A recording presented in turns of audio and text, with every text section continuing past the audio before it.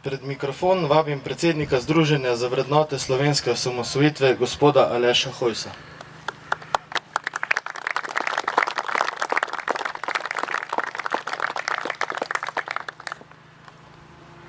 Spoštovani svojci umrlih v vojni za Slovenijo, spoštovani vikar, cerkveni dostojanstveniki, veterani vojne za Slovenijo, gospe in gospodje. V teh zadnjih 40 dneh, morda celo v tem mesecu, smo prisostvovali množici prireditev. Bili smo širom po Sloveniji, po občinah, vseh krajevnih skupnostih, kjer smo se spominjali 25 let nastanka naše države. Povsod je bilo lepo, povsod je bilo domoljubno in povsod smo se spomnili tudi umrlih v tej vojni. Današnji dan je še posebej pomemben. Pomemben je zato, ker se spominjamo dveh konkretnih fantov umrlih v tej vojni. In zato, ker tudi za ta zadnja dva umrla v slovenski vojni smo dobili primeren pomnik. Potem, ko smo tako ali drugače obeležili nekatere naše vojašnice, ko smo postavili nekaj spomenikov z imeni in priimki, hvala Bogu, ne prav veliko umrlim v tej naši vojni, smo danes lahko hvaležni posebej Jožetu, svojcem in vsem tistim, ki ste se potrudili, da tudi na tem kraju stoji primeren pomnik.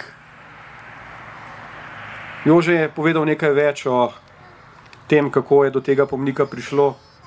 Jaz pa imam v spominu tiste dni nekaj let nazaj, ko sta se pri meni oglasila gospod in gospa in povedala, kakšne težave imata zaradi table tam ob cesti.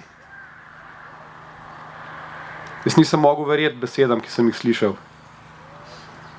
Ena od razlag, da je potrebno ploščo umakniti, je bila tudi ta, izrečena strani inšpektorja, da plošča lahko prispeva k prometni ali neprometni varnosti. Torej, inšpektor je šel tako daleč, da ga je motila plošča padlega v naši osamosvojitveni vojni.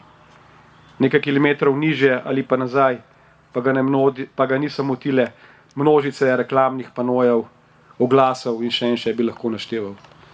Takrat nisem mogel verjeti, da je to v naši družbi mogoče. Zato je še toliko bolj pomembno, da končno imamo kraj, kjer se take neumnosti ne bodo dogajale.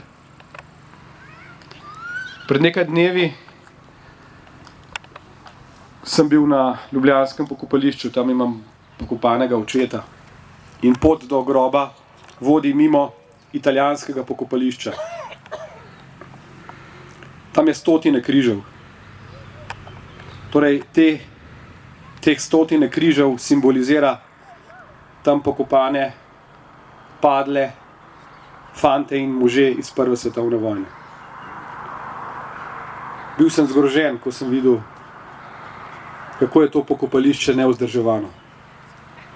Križi so zaraščeni, trava ni pokopaščena, nič na tem pokopališču ni urejenega.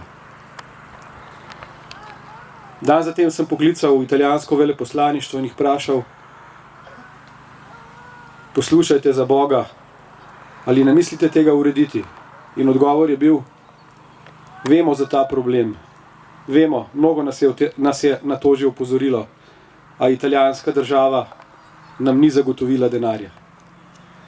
Takrat sem se spomnil, kakšna tragika fantov, mož, predvsem pa svojcev, sorodnikov, mora biti, ko te ne počivajo v lastni zemlji. Zato kljub tragiki, ki je ob vsakem takem dogodku, kot se ga spominjamo danes, vendarle vsaj delček, če je to sploh mogoče, vsaj delček čustvovanja, vsaj delček tega, kar lahko prenesemo svojcem, beseda, da te fantje počivajo v naši slovenski zemlji. In prepričan sem, da te pomniki nikoli ne bodo pozabljeni in da bodo te pomniki vedno vzdrževani tako, kot se za to spodobi. V zadnjih 25 letih je število veteranov vojne za Slovenijo kar precej naraslo. Torej v tistih prvih registriranih se je to število skoraj podvojilo. Verjamem, da je vsakih od teh, ki smo se registrirali, bila predvsem želja po ponosu. Želja po tem, da smo veterani vojne. Verjamem, da je del teh to storil tudi zaradi privilegijev, ki jih je resnici na ljubo mlalo. Nekaj zdravstvenega zavarovanja so plačevali nekoč ali pa plačujejo še danes, morda še kaj drugega. Ob vseh teh več 10 tisoč pa je država v veliki meri pozabila na svojce. Posebej na tiste, ki niso tako imenovano prvo koleno, torej na njihove očete, matere, brate, sestre. In mislim, da kljub veselju današnjega dne lahko rečem, da po 25 letih država tu svojega dela ni opravila. Zato naj bo današnji dan, današnji otvoritev tega pomnika tudi opomin vsem nam. Opomin za to, da v prihodnje, v naslednjih dnevih, mesecih, letih delamo tudi za to, da bomo imeli bolj pravično, bolj pravno in bolj pošteno državo. Tudi zaradi umrlih v tej vojni smo dolžni, da to v našem življenju postorimo. Živela Slovenija!